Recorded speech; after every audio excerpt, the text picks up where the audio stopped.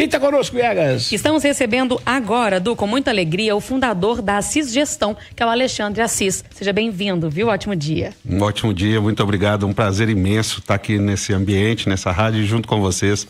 Sou fã.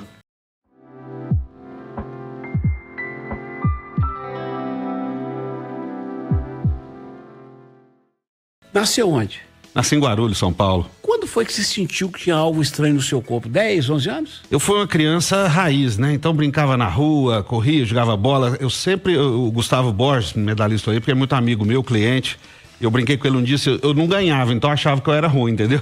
Mas com 12 anos já começou a aparecer muito o sintoma. Eu era office boy aqui em Belo Horizonte. E te deram um diagnóstico errado? Deram um diagnóstico errado, disseram que com 15 anos eu ia parar de andar, com 17 anos falecer. E quando foi que você teve um diagnóstico correto? Aos 17 anos. Graças a um hospital que é espetacular e que tem verbas públicas, chamado Sara Kubitschek. Exatamente. E aí deram o diagnóstico de quê? Deram o diagnóstico de atrofia muscular espinhal, mais conhecido como AME. E a expectativa de caminhar era diminuta? Diminuta, exatamente. E quanto tempo você perdeu? Eu parei de andar em 2018, tem 6 anos. E por que você nunca desistiu? Porque a vida me fez um lutador através das dificuldades, de entender que as dificuldades me abrem caminhos de visões diferentes, experiências diferentes, para que a gente possa ser grato, acima de tudo, por estar vivo e por enfrentar tudo isso e ser exemplo mesmo, né, no dia a dia e poder colher os frutos disso tudo também. Eu sempre enxerguei a dificuldade como algo positivo no sentido de te tornar mais forte para o próximo que vem. Né? Ela te inspira a sempre ser melhor. Por exemplo, eu era office boy, né? Para aquela turma mais jovem, office boy é o motoboy sem moto, né? É o motoboy do dedão que corre. Foi quando eu parei, fui sentindo muito os degraus dos ônibus muito altos, né? Ali, principalmente aquele primeiro, né? E eu não consegui subir. Então eu olhava quem estava no ponto de ônibus, tinha carinha melhor, tinha uma força física. Me subia, né? E o resto eu conseguia subir e fazer minhas tarefas. Então, eu era um cara que não conseguia subir no ônibus, que era office boy, que cumpria todas as tarefas. Ao longo do tempo, desenvolvi relacionamento com o motorista, o cobrador. As pessoas ficavam no ponto, naquela época, não tinha ônibus igual hoje, né? Tinha ponto de ônibus e tal.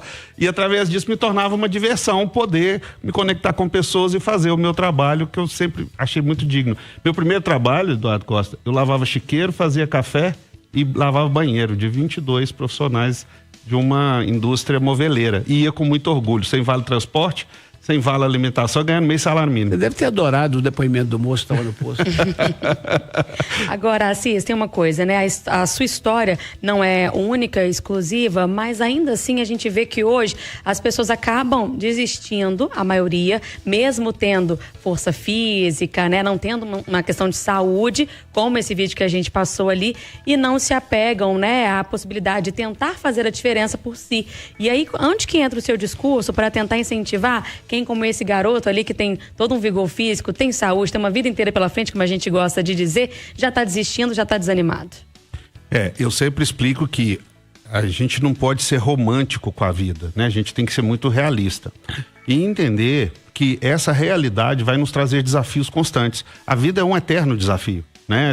Independente de qual posição que você está, em qual camada da sociedade, em qual momento da sua vida, ela sempre vai ter desafios. A pergunta é, o que você se propõe diante deles, né? E entender que a cada etapa, eu falo o seguinte, as pessoas se preocupam muito com a questão física, né? Mas eu tô vendo hoje um abismo emocional gigante. Exato. Que às vezes é pior do que o físico, na minha visão, né? Uma experiência de vida. Haja vista que o Brasil hoje é a pátria do Rivotril, né, amigo? Exatamente. Por quê? Porque as pessoas não estão sendo preparadas para os desafios. Todo mundo está colocando a dificuldade, os problemas como algo ruim. Né? E eu entendo que eles fazem parte da vida. Eu entendo que a gente vive micromomentos de felicidade, ao qual a gente deve impor uma gratidão muito grande. Aproveita o abraço da sua neta que você acabou de citar, um grande exemplo, né? É um micromomento de felicidade, né? Então a gratidão por aquele micromomento tem que ser idêntica a você conquistar uma casa, um carro grande, um grande emprego. O problema é que as pessoas hoje querem ter o muito para conquistar. Eu acho que também a facilidade, tá? Eu acho que eu fui cara criado na roça, né? Com muita dificuldade, meus pais são da roça e sempre me ensinaram, eu falo que a maioria das coisas que eu aplico nas empresas, eu aprendi com meu pai e com minha mãe, né? De respeitar as pessoas, hierarquia. Na casa da minha avó chegou, não deu benção, meus tios, tapa na orelha, respeita seus avós. E outra coisa, aprendeu a ouvir não. Exatamente. Eu acho que o não é um valor gigante que está se perdendo. né? Eu acho que você entender e respeitar a história dos mais velhos, né? Por exemplo, vó e tio chegar na minha casa era sagrado. Hoje a criança está no videogame ou na televisão ou no celular, não vai cumprimentar. Isso para mim é um grande absurdo, né? Quem fez a grama baixa foram, né, nossos antepassados, né? Então, assim, a gente tem que ser grato, e eu falo, para ser grato você não precisa de gostar, né? Você tem que ser grato independente de você gostar ou concordar. O conflito, ele é saudável em todos os ambientes. A gente tem opiniões opostas, é ótimo, né? Desde que a gente saiba ouvir e respeitar aquilo e aprender, principalmente. Agora, Assis, empreender a gente sabe que é difícil, não é para todo mundo. Como é que você pegou esse conhecimento seu de vida, as suas experiências e colocou ali no empreendedorismo? Foi simples, eu não tinha dinheiro. Tinha tempo e eu precisava trocar meu tempo por valor. Só estudei escola pública, meus pais não tinham condições, né? Minha mãe esses dias me corrigiu, inclusive, um grande abraço para minha mãe e meu pai, pessoas que eu amo demais. Pô, você estudou 3 meses numa escola particular, depois você optou por sair. Eu falei, então vou corrigir isso, mãezinha. Então, assim, eu sempre entendi que trabalhar era valoroso pelo exemplo que eu tinha dentro da minha casa, dos meus pais, né? Então eles sempre me mostraram que dignidade em trabalhar. Eu nunca senti vergonha. Então eu trocava meu tempo por aprendizado. Então eu fazia hora extra, trabalhava sábado, domingo, feriado. Tudo aquilo que ninguém queria fazer, eu fazia, né? E com isso eu fui aprendendo profissões. Eu fui aprendendo o dia a dia das empresas, os caminhos, os processos. E através desse investimento em tempo, eu fui me qualificando. E aposto, que tem um tanto de gente que ouve aparecer e fala assim, eita homem que deu sorte. Exatamente. Como é que sua empresa trabalha com o quê? A gente entra dentro das organizações, faz um estudo que a gente chama de diagnóstico, entender como que aquela empresa está naquele momento e propõe sugestões de melhoria em todos os âmbitos, desde o âmbito administrativo, contábil, fiscal, tributário, operacional, se for indústria, processo produtivo, marketing, jurídico. Ajuda eles a estruturar tudo isso, a crescer e mantém esse olhar e esse acompanhamento constante. E aí depois pode vir investidores, compra e venda. É um nome que estava em moda, Viegas, até chegar o coach. Mas o que você faz é consultoria de empresa, é um consultor. Exatamente. Você chega lá e dá dica pro cara, você está perdendo dinheiro aqui, você não podia ganhar ali.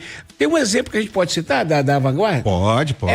Gente, quem sobe a Rádio Gabalha, quando chega ali na esquina de Barão, tem uma grande loja de veículos, só veículo caríssimo. Né? Isso, é isso mesmo. Como é que chama? A Vanguard. Você está lá há quanto tempo? Nós estamos lá desde 2017, né? São 3 com mais 4, 7 anos. E 7 anos. Mudou o faturamento? A gente passou de um faturamento de 80 e poucos milhões por ano para mais de 1 bi. Que isso. E essa sua empresa, você falou Gustavo Borges, o nadador, que também faz palestra, também é seu cliente? Amigo. É também meu cliente, um grande amigo. O Gustavo que fez, inclusive, a recepção de todos os meus convidados na festa de 20 anos da Assis. Ele foi a pessoa que recebeu todo mundo, palestrou. Teve um festão, é? Teve um festão. Vem cá, e você tem quantas empresas? Nós somos um grupo de empresas, né? Mas hoje nós já passou mais de 6 mil empresas sobre nossa gestão. 6 mil. E hoje a gente conduz uma gestão atual que, somando todas, dá mais de 12 bi sobre faturamento. É algo de muita responsabilidade. Mais de 22 anos para um prestador de serviço. E empresas de todos os tipos? Todos os tipos, desde o agronegócio até startups. Nós temos startups lá dentro do nosso ecossistema hoje, por exemplo, que negou cheque de 100 milhões de reais. Não aceitou 100 milhões de investimento, para achar que vale mais. E assim, você faz a intermediação para vender a empresa, se o dono quiser, como para melhorar e depois vender. Isso, projeto. Como para melhorar e depois desistir de vender. Exatamente, projeto sucessório, organização através de governança, né? Que é montar conselhos especializados para ajudar principalmente empresas familiares a conduzir, que é um desafio muito grande. A gente gosta da jornada. Eu vi o rapaz falando ali, né? Trabalhar dá trabalho, né? E a gente gosta do trabalho. Trabalhar dá trabalho, né? Trabalhar dá trabalho. Ah, bom. Assim, isso foi uma alegria te conhecer. Gente, isso é brasileiro.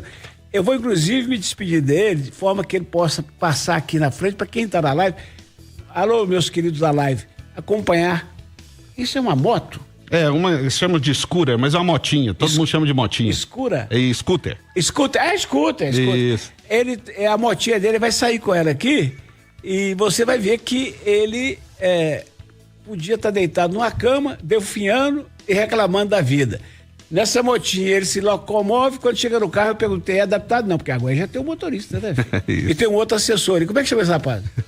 Um chama Robert Richard, que é o meu assessor, né, direto, e o outro Marlon, que me acompanha nas mídias sociais. Só nome estrangeiro chique, você viu, né? De artista. Quando eu falo pra vocês que pobre é que tem mania de nome chique, o cara que tem um patrimônio, que cuida de um patrimônio de 12 bichos chama Assis. O moço que ajuda ele chama Rocha de Richard. Ô, Assis, Deus te pague, saúde pra você. Posso deixar só um último recado pro seu público? Por favor. Você falou de desafio. Eu sou deitar, eu não consigo sentar na cama, não consigo levantar e não consigo me virar. Você precisa de alguém pra Alguém. Sinto muitas dores, né? Eu não consigo andar, igual você já citou e tal. E eu queria falar, todo mundo fala, cara, mas o que te inspira? Eu falo, acho que todo mundo tem que buscar isso.